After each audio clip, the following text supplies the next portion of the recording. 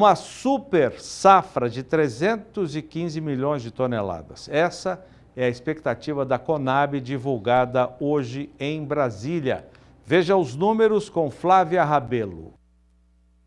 A nova estimativa da Conab aponta para um recorde de produção com crescimento estimado de 15,8%, o que representa um volume de 43,2 milhões de toneladas a mais com relação à safra passada. O milho vai ter um novo recorde de produção estimado em 125 milhões de toneladas. O fator clima ajudou no crescimento da área plantada e na produtividade da lavoura. A soja se destaca com o maior crescimento neste ciclo. Com a colheita praticamente chegando a 99,9% da área semeada, a estimativa é de um volume de 155,7 milhões de toneladas. A produção de arroz teve uma queda de 7,2%. É a previsão para esta safra, comparado com a safra anterior. A estimativa é de 10 milhões de toneladas, sendo 9,25 milhões produzido em terras irrigadas. Outra cultura que teve aumento relevante é o algodão, que tem colheita estimada em 2,98 milhões de toneladas de pluma. Os dados indicam também um crescimento de 4,8% na área destinada ao plantio, com um número estimado de 78 milhões de hectares. De Brasília, Flávia Rabelo. Muito bem, super safra, possibilidade de recorde, deve ser quebrado mesmo, 315 milhões e 800 mil toneladas de grãos. Vamos fixar os números, alguns deles do levantamento, o nono, divulgado hoje pela Conab em Brasília. Soja, mais uma vez, destaque, maior crescimento na temporada, a produção é de 155 milhões e 700 mil toneladas. Isso dá 30 milhões a mais do que a produção de soja na safra anterior. 30 milhões a mais do que na safra anterior. Mato Grosso, que é o principal produtor, bateu novo recorde com produção estimada de 45 milhões de toneladas. Só Mato Grosso, 45 milhões e 600 mil toneladas. O milho também teve recorde, projeção de 125 milhões e 700 mil toneladas nas 3 safras. A Conab citou a terceira safra. Alguém fez essa terceira safra. Normalmente o milho tem safra de verão, safra de inverno, mas a Conab citou hoje no seu nono levantamento uma terceira safra. Portanto, milho 125 milhões e 700 mil toneladas. 12 milhões e 600 mil toneladas de milho a mais na comparação à safra anterior. O algodão, já vimos, chega perto de 3 milhões de toneladas. O arroz, cerca de 10 milhões de toneladas. Nas 3 safras de feijão, cerca de 3 milhões de toneladas. E o trigo, que foi o destaque das culturas de inverno, o trigo tem área de 3 milhões e 400 mil hectares e a produção estimada em 9 milhões e 800 mil toneladas. E eu estou aqui com o João Pedro para falar desses números. E um detalhe, João, no levantamento a Conab fala também de mercado. A Conab manteve estáveis as projeções dos nossos estoques na temporada. O estudo divulgado hoje aponta para recorde nas exportações de milho e soja. Você já tem falado muito disso aí nas últimas semanas. E com base nessa produção de 315 milhões de toneladas, a Conab projeta vendas internacionais para a soja, 95 milhões e 600 mil toneladas, João Pedro. Para o milho, 48 milhões de toneladas é o que o Brasil deve exportar na temporada. Bom, boa tarde a todos vocês. O que está acontecendo é o seguinte, o Brasil vem crescendo, nos últimos anos cresceu bastante a produção da nossa. Se nós voltarmos 20 anos atrás, nós estávamos patinando 60 milhões, 70. Estamos falando hoje em 5 vezes mais, ou seja, muita coisa. O carro-chefe disso aí é a soja. A soja, nós já superamos muito os Estados Unidos, que foi durante muitos anos o maior produtor. Hoje nós estamos produzindo 155 milhões. O milho era uma cultura que o Brasil dependia de importar milho do Paraguai, da Argentina, para atender o consumo interno. Hoje não. Hoje o Brasil se torna, possivelmente, disputando com os Estados Unidos, o maior exportador de milho do mundo. O que aconteceu com o milho? A questão dos protocolos. O Brasil entrou firme na questão do plantio direto, uso de transgênicos. Você colhe a soja, atrás da colheitadeira de soja vem a plantadeira de milho. Ou seja, a segunda safra, que no passado chamava-se de safrinha, hoje não. Hoje ela é responsável dos 125 milhões, 92, 93 milhões é fruto da segunda safra. Então você vê cada vez mais, à medida que cresce o plantio de soja, você vai crescer também de milho, porque ele faz parte do protocolo. Você colhe a soja, planta o milho, para você ter grãos e também para você ter palhada, manter o solo coberto com palhada. Aqui no Centro-Oeste você tem muitas alternativas. E eu hoje está criando outro grão que não aparece na estatística aí, mas que vai crescer muito, esse ano deve dar uns 3,5 milhões, é o sorgo. O sorgo vai ocupar um espaço cada vez maior, porque é uma cultura rústica, uma cultura que aquele produtor que atrasou a colheita da soja, ou vai passado da primeira quinzena de março, é muito mais razoável para ele, aqui no Centro-Oeste, ele plantar sorgo do que plantar milho. É mais seguro, vai depender menos do clima do que o sorgo. Do que o milho.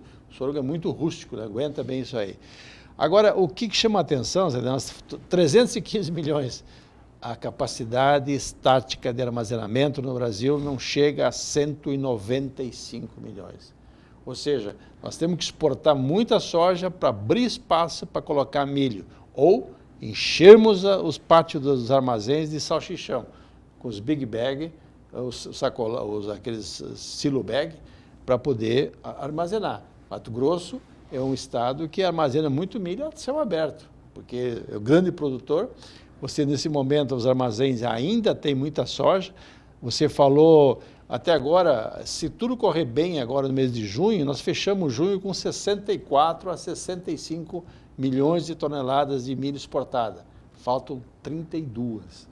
Milho, nós estamos com 9 milhões, vai precisar exportar pelo menos mais 40 milhões. Nós estamos falando de 72 milhões de toneladas para exportar nesse período. Sempre lembrando que o americano começa a colher em setembro, a logística americana é melhor, o fluxo de navios é melhor e o Brasil, o prêmio nosso não cai a remuneração dos grãos nossos, em função da questão de logística. E os nossos portos não conseguem, regra geral, eles conseguem carregar um só produto. Ou é soja, a soja normalmente vinha até junho, julho, e posteriormente entrava o milho. Agora não, agora tem os dois. Tem que achar um jeito de embarcar os dois daqui para frente, até para não ficar um estoque de passagem muito alto para o próximo ano. Bom, nós estamos vendo muitas lideranças, João Pedro, sobre o novo Plano Safra, que deve ser divulgado até o final deste mês. Houve até, muita gente ficou frustrada, imaginando que seria nesta semana a divulgação do Plano Safra, e até agora não, mas até o final do mês o governo vai lançar esse plano, Safra Agrícola e Pecuário, para a temporada 2023-24, que começa oficialmente no dia 1º de julho. A safra atual vai até o dia 30 deste mês, a próxima safra começa em 1º de julho e vai até 30 de junho do ano que vem. E a expectativa está em relação à taxa de juros, não é, João Pedro? Taxa de juros.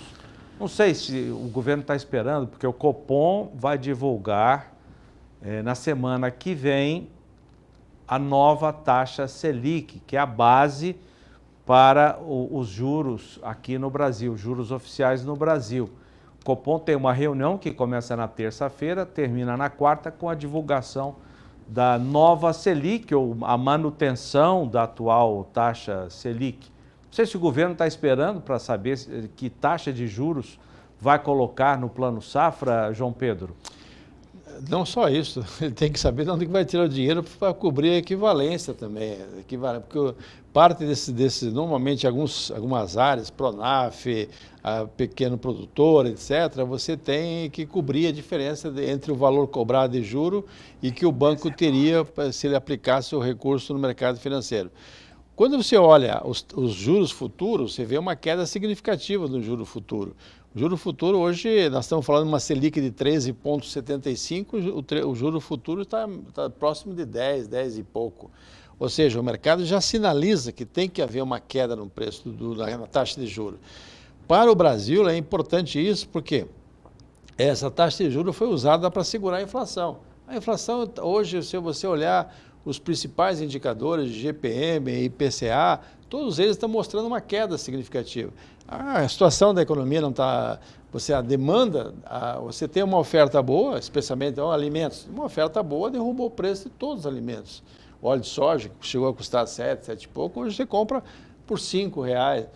O preço das carnes, suíno, frango, a própria carne bovina caiu. Então, todo o complexo alimento caiu muito. Energia, o governo não pode, não tem nenhuma lógica de voltar com aquelas bandeiras amarela, vermelha, porque estão cheios os reservatórios.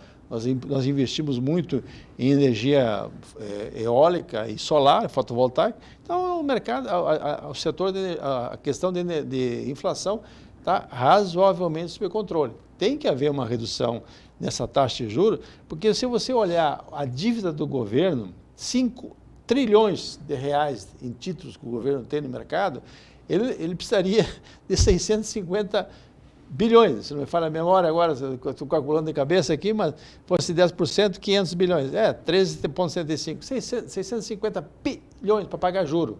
Ele não tem. O que ele faz? Emite mais título. Então, ou seja, a dívida pública está aumentando ano após ano. Chega um ponto que alguma coisa vai acontecer. Os Estados Unidos, por exemplo, cada vez que está chegando um ponto lá que eles devem 31 trilhões de dólares. Só que lá era 1%, 2%, meio. Agora está pagando um juro mais alto e já começa a apertar também para eles. Aqui no Brasil também.